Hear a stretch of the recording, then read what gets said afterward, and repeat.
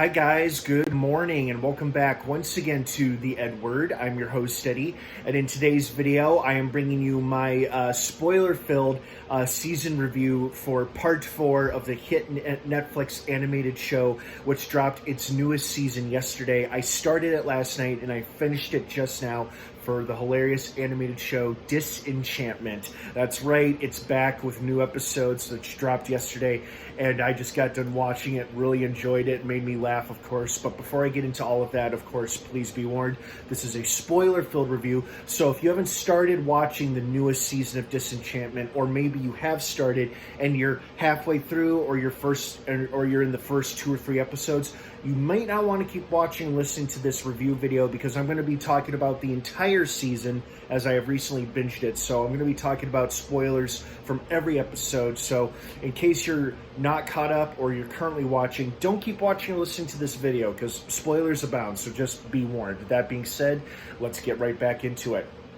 First and foremost, so great to see these characters once again. I realized that it's been slightly over a year since we had any kind of updates or season regarding this show.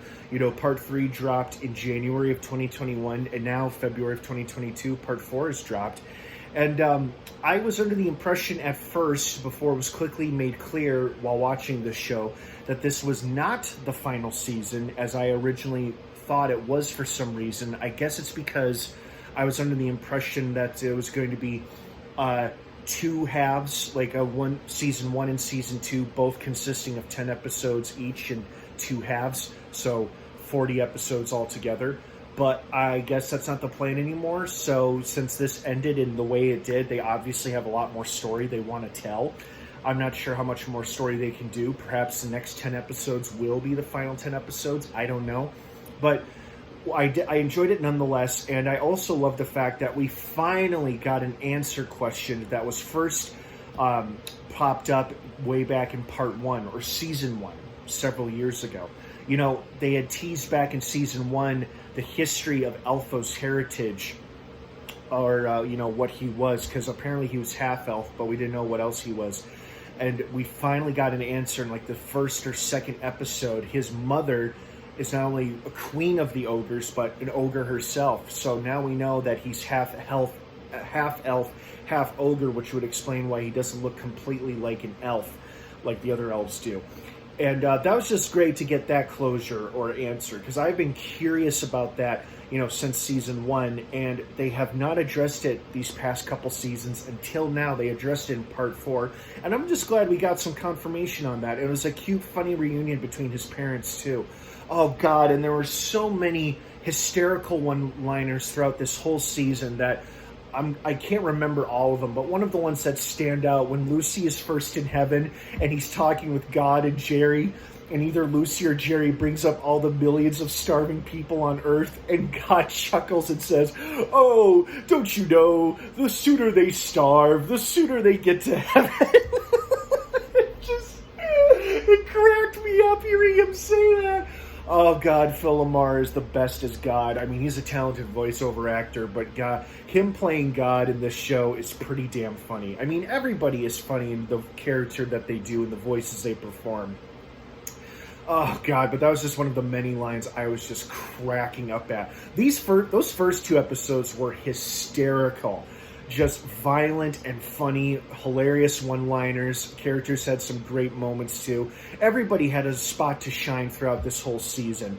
I liked that they changed it up in terms of the villain. Yes, Dagmar was still a presence and continues to be a threat. But we also got, I think we got a pretty good tease as to what everybody is after, at least in Dreamland. Apparently, it was originally stolen from the elves by the humans. Zog obviously knew about it and only recently told obviously Bean and Lucy and Elfo about it recently, and the elves seem to have known about it, only they recently relearned it themselves. And I guess the elves and the Trogs and Dagmar, and I don't know if she's still in league with her brother and sister Cloyd and Becky or not, or if they've got their own agenda, but everybody seems to be after Dreamland because they're after the magic that's inside or the magic within. I personally suspect and believe the magic everybody's after is inside Beanie.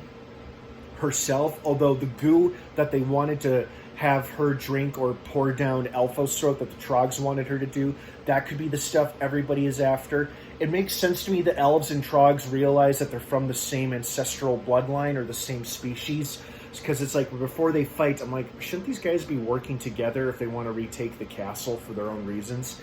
So, you know, we got some answers, and then we got some new questions posed to us as well. But I did like the fact that we had an evil version of Bean to deal with towards the end of this season, and how quickly good Bean was able to dispatch her. Like, I thought they were going to save Bean killing evil Bean in the beginning of part 5, if we get a part 5, and we probably will. But they quickly dispatched that and took care of evil Bean. But now Satan and Dagmar have reached the surface once again, and since Zog was off to go save his 2 sons, and now is left in Steamland, we don't know who's going to be running the throne, but it looks like it's going to be Satan and Dagmar. And do they want to rule Dreamland, or do they want to destroy it like Evil Bean wants to do? We'll have to see when Part 5 drops, if we get a Part 5, and it seems pretty likely. So overall, it was a very entertaining, super funny season.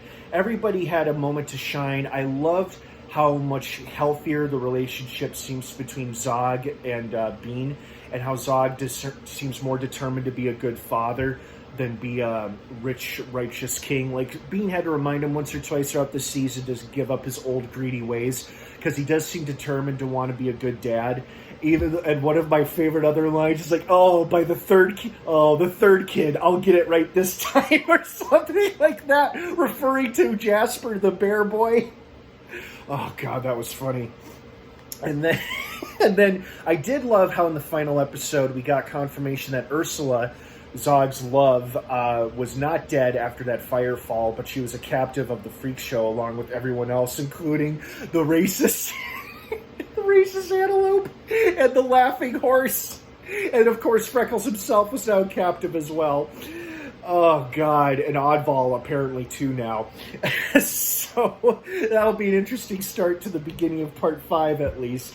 But I'm excited. I wonder if the end of this season was to set the stage for the presumably final season. But then again, we haven't gotten any concrete information as to whether or not this show is indeed coming to an end, or if they just want to keep pumping out 10 more episodes after 10 more episodes. Only time will tell, but I'm here for it until it does end, because I enjoyed it a lot. It always makes me laugh, and it is so damn funny. It is a great blend of comedy, animation, and fantasy.